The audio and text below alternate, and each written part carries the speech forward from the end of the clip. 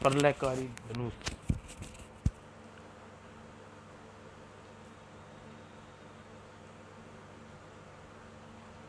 विराट नगर का राजा अंगस खान, असंग खान का पुत्र राजकुमार विराट अत्यंत बलवान और वीर था।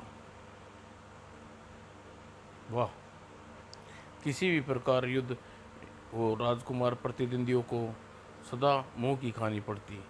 आओ आज एक जमीन सुंगा दूंगा। वाह। और ऐसे में राजकुमार विराट का घमंड हो जाना स्वाभाविक था। हाँ हाँ, पूरी पृथ्वी पर मुझसा बलवान मिलना कठिन है। राजकुमार को इस घमंड की सूचना जब महाराज तक पहुंची, राजकुमार अदुन अत्यधिक घमंड हो गया है, महाराज उन्हें समझाइए। हमें इस बार राजकुमार को समझाने का प्रयत्न किया है महामंत्री, पर राजकुमार हमारी सुनता ही नहीं।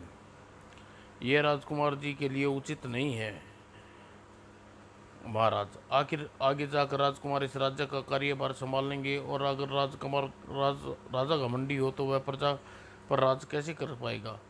हम समझते हैं महामंत्री, लेकिन हम कुछ नहीं कर सकते। इसलिए राजकुमार विराट को राज हमारा इकलौता पुत्र है, और लाड प्यार ने उसे बिगाड़ दिया। फिर आप एक बार पुनः राजकुमार जी को समझाने, शायद वे मान जाएं। ठीक है महामंत्री, आप कहते हैं तो हम पुनः ऐसा प्रयास करेंगे। शुक्रिया महाराज। और महाराज ने महारानी के जरिए राजकुमार को समझाने का प्रयास किया। आप तो बेकार में ही मेरे पीछे पड़ गई हैं। आखिर माँ, मैं वीर और बलवान हूँ। आखिर अगर मैं गर्व करता हूँ तो इसमें बुरा क्या है। लेकिन कुछ नहीं माता जी, मेरे गर्व करना एकदम सही है। जिस दिन मेरे सामने मुझ जैसा कोई वीर आ गया तो उस दिन मुझे स्वयं गर्म करना छोड़ दूंगा। ओह, इसे तो समझाना व्यर्थ है। ज्यों ज्यों समय गुजरता गया, राजकुमार विराट घमंड बढ़ता गया। हाँ हाँ, विश्व का सबसे बड़ा वीर हूँ। अचानक भागो भागो, सब मारे जाएंगे, भागो। यही स्वर पर क्या प्रलय आ गई है। और वह प्रलय ही थी जो राक्षस दूषण के रूप में आग पहुंची थी विराटनगर पर। हाँ, दूषण नाम है मेरा। सारे राज्य में चमत्कारी धनुषों समाप्त कर डालूंगा। और राक्षस दूषण के अग्नि बाण प्रलय बनकर आगे बढ़े, और आग, आगे ही पल नगर में बरसने लगी। आसमान आग बरसा रहा है, भागो भागो। वो लोग बचकर भागना चाहा, लेकिन आग ने किसी को भागने का मौका नहीं दिया। हाय हाय, मैं जल गया, आह जल रहा हूँ। यह सूचना राजकुमार विराट तक पहुंची। मैं सच कह रहा हूँ राजकुमार जी, राक्षस आप अपने चमत्कारी धनुष से प्रलय मचा रखी है। चमत्कारी धनुष के साथ राक्षस दूसरे ही पल राजकुमार विराट क्रोध से गरज उठे। मैं उस राक्षस को छोड़ूंगा नहीं, नसनाबूद कर दूंगा उसे। और अगले ही पल राजकुमार विराट सेन दूषण राक्षस के सामने। हाँ, तू आग तो तू आया है दूषण को नसो नाबूद करने। कुछ ही पलों में ठाके लगा ले दुष्ट, तेरी इन ठाकों का दर्द भरी करार में बदल दूंगा। और लेकिन दूषण राक्षस के धनुष बाणों पर चढ़ा कर छोड़ा, अब नहीं बचेगा। अगले ही पल राजकुमार विराट ने तीरों की बारिश होने लगी, और राजकुमार बिजली की तेजी से तलवार से काटने लगा। लेकिन बाणों का यह हाल देख क्रोध हो उठा दूषण। मेरे साधारण बाणों से तो बच गया, लेकिन अब अग्निबाण से बच के दिखा। इस बार दूषण ने छोड़ा अग्निबाण, और अग्नि जिससे निकलकर राजकुमार बरसने लगा। उफ, आग। हाँ हाँ हाँ, अब नहीं बचेगा। मेरे बाण अग्नि झुलसा डालेगी। आग झुलसने झुलसने राजकुमार के दिमाग तेजी से काम कर रहा था। मुझे जल्दी ही कुछ करना होगा, वरना मैं जलकर राख हो जाऊंगा। और बिना क्षण गवाए उसने अपने थमी तलवार दूषण की राक्षस की तरफ उछाल दी, और सम, संभलने का मौका नहीं दिया दूषण को। और अपेक्षित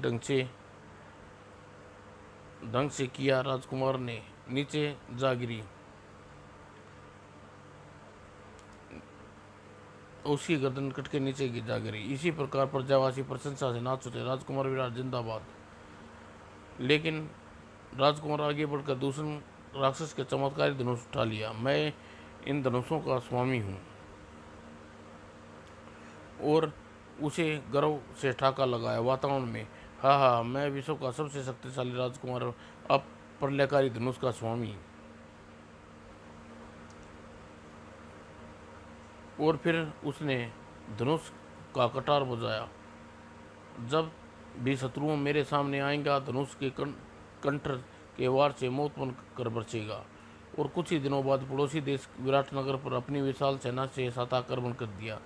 आगे बढ़ो सारथी, आज मैं इस धनुष की शक्ति का परीक्षण का समय आ गया है। और जब वह शत्रु सेना के सामने पहुंचा तो अपने धनुष से कहर बरसाने लगा। वह आज कोई नहीं ठहर पाएगा इन प्रलयकारी धनुषों के सामने। और बाण जिस भी शत्रु के सैनिक को लग रहे थे वह मृत्यु को प्राप्त हो रहा था। जल्दी ही पैर उखड़ गए सैनिक गए शत्रु सेना के। भागो वरना सब मारे जाएंगे, भागो। विराट शत्रु सेना के भागते देख विराट ने ठाका लगाया, हाँ, अब कोई शत्रु विराट नगर की तरफ आक्रमण करने के सपने में भी नहीं सोचेगा। राजकुमार विराट की इस विजय पर उस घमंड में 4 चांद लग गए। हाँ, आखिर साबित हो गया है कि मैं सबसे बलवान हूँ। हाँ। और महाराज अग्रसेन ने उसे समझाना चाहा, आपने ऐसे आपने ऐसा मानने से कुछ नहीं होगा होने वाला पिताजी। जो सत्य है कभी नहीं बदल सकता, और सत्य यह है कि मैं सबसे बड़ा बलवान हूँ। एक दिन राजकुमार विराट जंगल में अखरोट खेलने निकला, और जल्दी यह मृग वही बनेगा मेरा शिकार। और राजकुमार ने विराट ने अपने तीर पर बाण छोड़ा, और इस मृग को मृत्यु की निश्चित है। और एकदम अचूक था राजकुमार विराट का निशाना, मेरा शिकार। और विराट मृग के उठाता उसे पहले ही वहाँ एक साधु पहुँचे। ओह, नीर प्राणी की अपनी शक्ति का उपयोग करना तुम्हें लज्जा नहीं आई? कौन हो तुम? मैं ब्राह्मण हूँ, इस वन में निहिर प्राणियों का रक्षक, और तुमने निहिर प्राणी की हत्या करके बहुत बड़ा पाप किया है राजकुमार। तुम्हें इसका दंड अवश्य मिलेगा। मुझे दंड देने की बात छोड़ साधु, अपनी सोच, क्योंकि मैं तुम्हें दंड देने जा रहा हूँ। और इतना कहकर उसने विराट ने अपने धनुष बाण पर चला दिया। यह बाण तेरी मौत का दूत है साधु।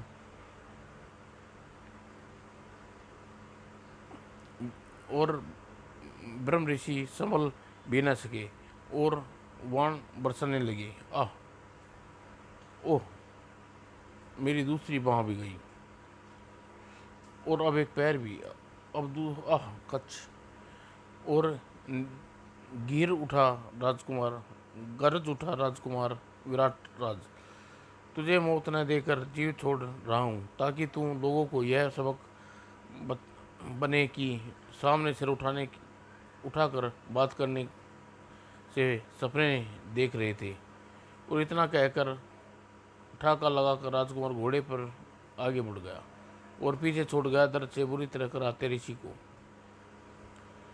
और ऋषि अपने आश्रम तक पहुंचने का उपाय सोचा, और मैं लुढ़क लुढ़क कर आश्रम तक पहुंचूंगा।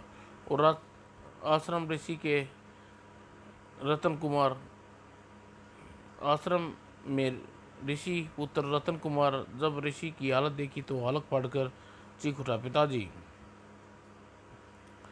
और रतन कुमार घायल ऋषि को अपने झोपड़े में लिया है। पिताजी बताइए, पिताजी, आपका हाल ये किसने किया? विराट कुमार ने। कितना सुनते ही क्रोध से उल पड़ा रतन कुमार। शिवलिंग के पास उसने त्रिशूल उठा लिया। मैं दुष्ट राजकुमार को छोड़ूंगा नहीं, तेरे पापों का दंड देने आ रहा हूँ मैं। और राजमहल की तरफ दौड़ पड़ा, और राजमहल में पहुंचकर दुष्ट राजकुमार बाहर देख, तेरी मृत्यु तुझे तेरे द्वार पर खड़ी है। कौन है तुम? रुक जाओ।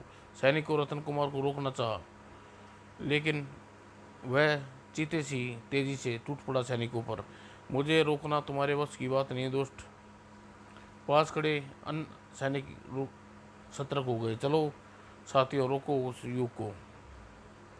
किंतु सभी सैनिक ने रतन कुमार को घेरा। मारो, पकड़ो। लेकिन रतन कुमार को रोकना मुश्किल था। वह तो पूरा काल बन उठा था। न तो तुम मुझे रोक सकते हो, न ही मार सकते हो कमीनों। आज राजकुमार विराट सिंह का खून की होली खेल कर वापस जाऊंगा मैं। और वह विराट के कक्ष के सामने चिल्लाया, बाहर निकल कमीने, आज तू बचेगा नहीं मेरे हाथों। विराट राजकुमार विराट जब रतन कुमार की आवाज़ गर्जना पहुंची तो क्रोध से चीखा, किसी ने किसकी मौत खींचकर लाई है मेरे सामने?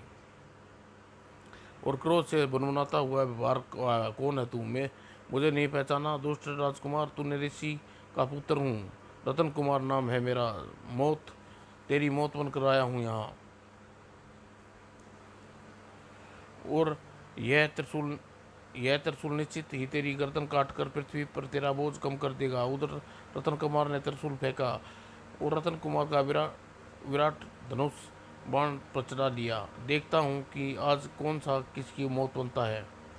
और अगले ही पल कड़क कड़क, ओह, बढ़ चढ़कर बोल रहा था, देखा तेरा त्रिशूल का क्या हाल हो गया।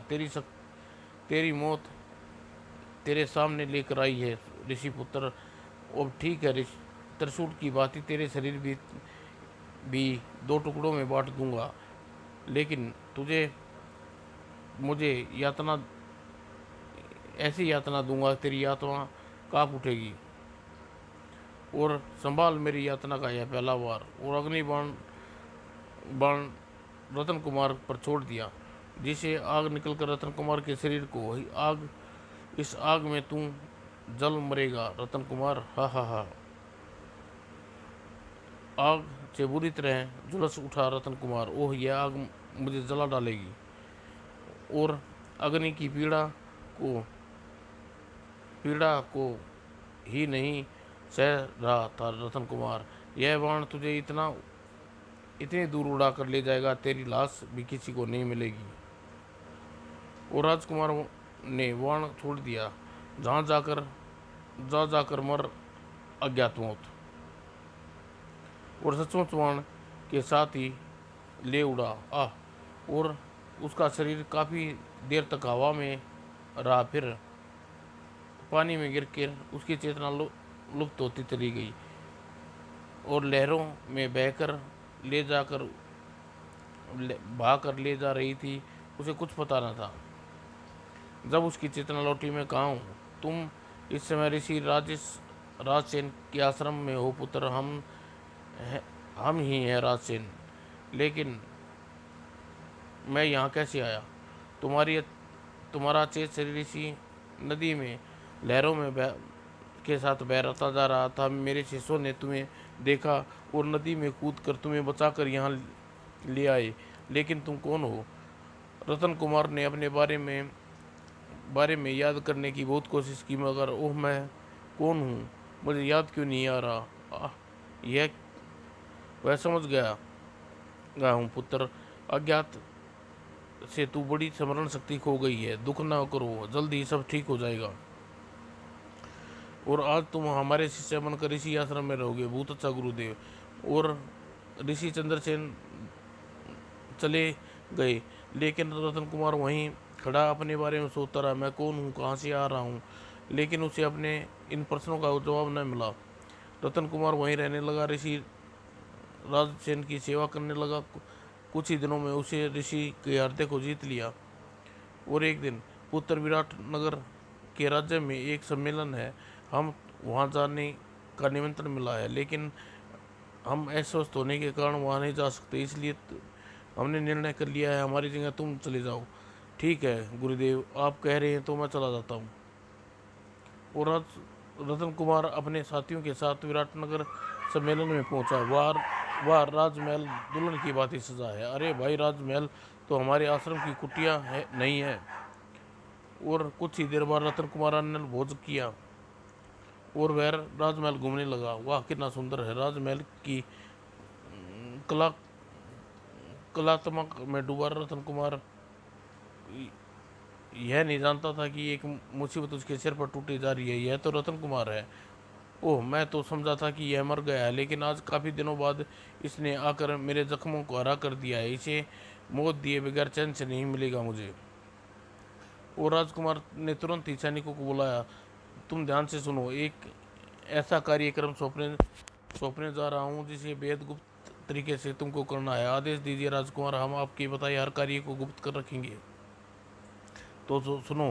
राजकुमार ने सारी सैनिकों को समझाने लगा और सारी बात समझाने के बाद समझ गए ना क्या करना है।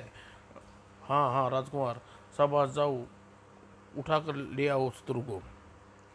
और तुरंत ही सभी सैनिक तेजी से दौड़े। आओ आओ साथियों। और अगले ही पल टूट पड़े रतन कुमार पर। ये क्या कर रहे हो? ये तुम्हें घायल कर रहे हैं ताकि तुम राजकुमार के समक्ष ले जाने में हमें कोई कठिनाई ना हो। रतन कुमार घायल कर दिया गया सैनिकों ने।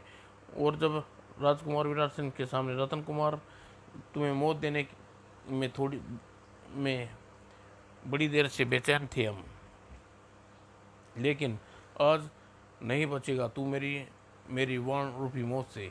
जाओ इसके मृत शरीर को नदी में फेंकाओ। और सिर दी रतन कुमार दिल में लगा और प्राण फेंके उड़ गई। और सैनिकों रतन कुमार के मृत शरीर को नदी में उठाकर फेंक दिया।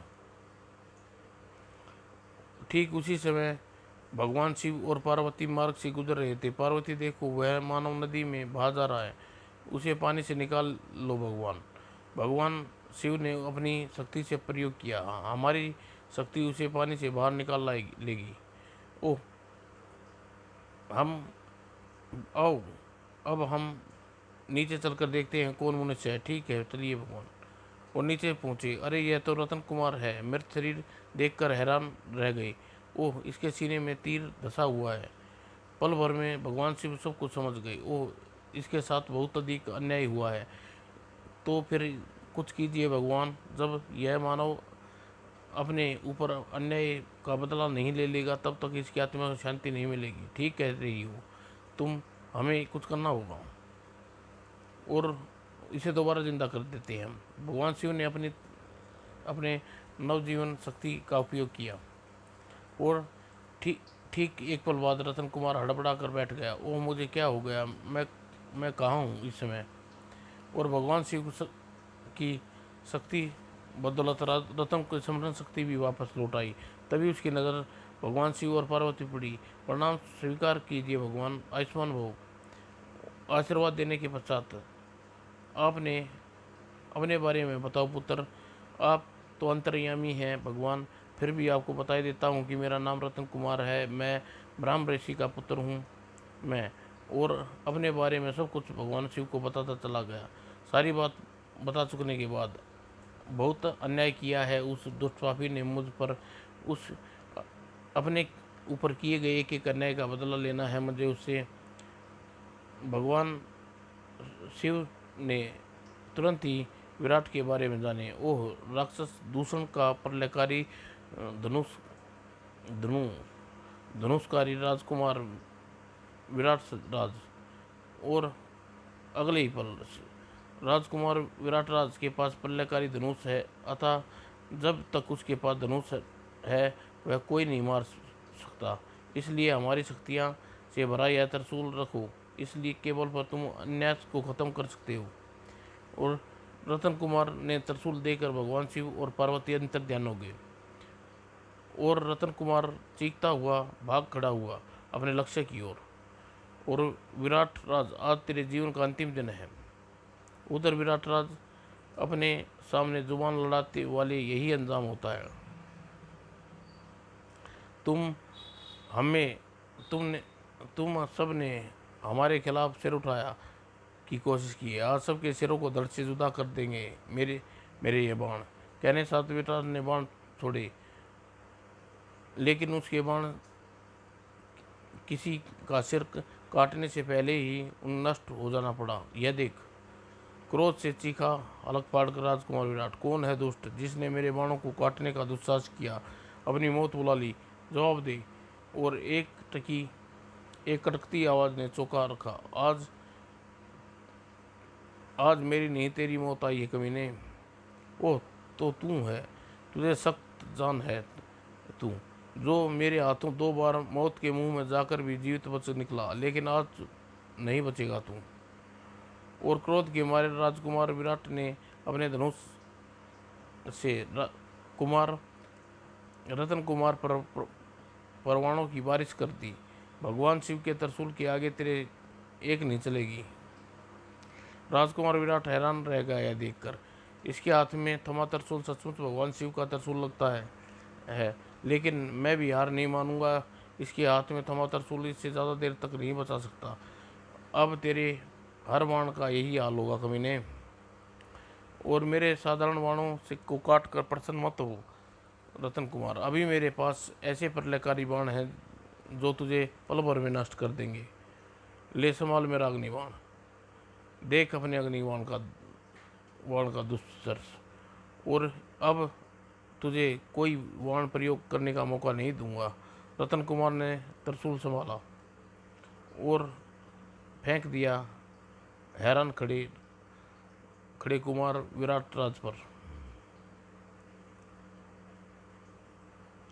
और भगवान शिव शक्ति ने नियथा कर दिया है। अब देखता हूँ कितना बड़ा बाहुबली है, कितना वीर है तू। आज आजा, पता लगेगा। और रतन कुमार ने अपनी तलवार खींच ली। धनुष नहीं तो क्या हुआ, यह तलवार तेरे टुकड़े कर डालेगी। इतना कहकर वार कर दिया उसने, लेकिन रतन कुमार संभल गया। और नियत्थे पर वार करना किसी वीर को शोभा नहीं देता दोस्त। और रतन कुमार एक ही बार में नियत्था हो गया। और फिर आजा, बाहुबल को तेरे शरीर से फाड़ कर रख दूंगा मैं। और दोनों आपस में भिड़ गए। मुझे पराजय करना आसान नहीं है रतन कुमार। अपने शत्रुओं को कमज़ोर समझने की भूल की अपने शत्रुओं को कमज़ोर समझने की भूल की है तूने। आज तूने इसका दंड मिला दंड मिल कर रहेगा। और रतन कुमार ने विराट सेन को जमीन पर उठा कर पटक दिया और घुमाकर जमीन पर दिए मारा। हाय, ये है तेरा दंड आ। और रतन कुमार की टांग पकड़ पकड़ शरीर को चीर देना चाहा राजकुमार रतन कुमार ने। अब तेरे शरीर के 2 नहीं 1000 टुकड़े में बांट दूंगा, लेकिन रुक जाओ पुत्र। ओ पिताजी आप। हाँ पुत्र, राजकुमार ने को मारने का पाप तुम करने जा रहे थे, उसे रोकने आए हैं हम। आप जिस पाप कह रहे हैं वह पाप नहीं, पुण्य है। राजकुमार विराट सेन नाम के इस पाप का देवता इस समय पृथ्वी से उठ जाना बेहतर है। मुझे रोकिए नहीं पिताजी, मुझे मत रोकिए। तुम नफरत से समाप्त करने का प्रयास कर रहे हो पुत्र। यह मानवता के विरुद्ध है। अगर तुमने ऐसा किया तो क्या अंतर रह जाएगा हम और राजकुमार में? राजकुमार ने राक्षस को मारकर उसका प्रलयकारी धनुष स्वयं धारण कर लिया। यह अच्छे खासे मनुष्य रूपी राक्षस बन बैठा था। तुम ठीक कह रहे हो, तुम वही करने जा रहे हो पुत्र। फिर मैं क्या करूं पिताजी, आप बताइए। राजकुमार को क्षमा कर दो, क्योंकि शत्रु को क्षमा कर देने से वीर सबसे बड़ा वीरता है। वही सबसे बड़ा बलवान होता है जो अपने शत्रु को हथियार नहीं प्यार से मारता है। राजकुमार विराट की आंखियों में आंसू भर आए। ओह, मैं कितना बड़ा पाप किया था। और राजकुमार को छोड़कर एक तरफ हट गया रतन कुमार। ओह, शायद ठीक कह रहे पिताजी। और तभी राजकुमार ब्रह्म ऋषि के लिपट कर रोने लगा। मुझे क्षमा कर दीजिए ऋषिवर, बल और धनुष की शक्ति से मिलकर मुझे अंधा कर दिया था। मुझे दंड दीजिए ऋषिवर, मैं पापी हूँ। तुम पापी तुम पापी नहीं राजकुमार, बल्कि तुम्हारी आंखें निकले पश्चाताप की आंसू तुम्हें सारे पाप धो दिए हैं। उठो, मानवता की भलाई जाओ, यही प्रायश्चित समाप्त दोस्तों। प्रायश्चित प्रायश्चित है उठान।